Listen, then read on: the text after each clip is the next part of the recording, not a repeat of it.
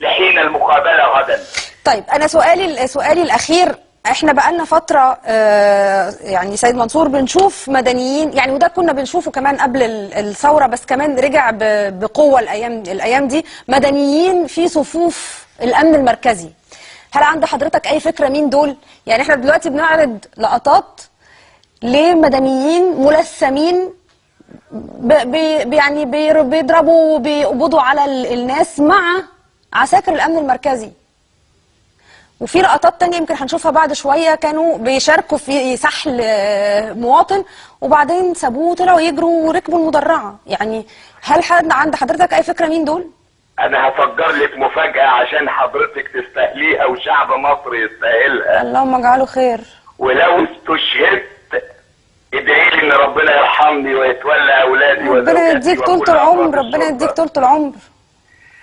يا سيدتي الفاضلة، هم يستعينون بالبلطجية.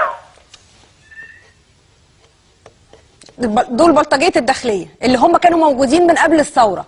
بالاخر عشان ما تتعبيش نفسك، والله على ما اقول شهيد، بعض ضباط المباحث وقيادات معينة في الداخلية، واسميها من يسمونها بالامن الوطني.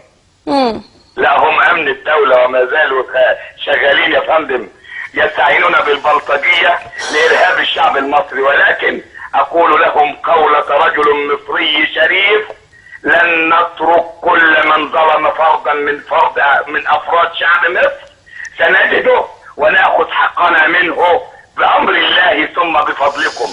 طيب سؤال أخير، لأنه كمان من ضمن اللي بيتنطور اليومين دول إنه في بعض عناصر من جماعة الإخوان المسلمين أو يعني ما يطلق عليه ميليشيات أو كده، يعني بيتم الاستعانة بها في صفوف الأمن المركزي.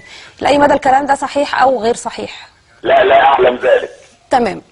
أنا بشكر حضرتك شكرا جزيلا، يعني مش عارفة أشكرك قد إيه. أمين شرطة منصور أبو جبل.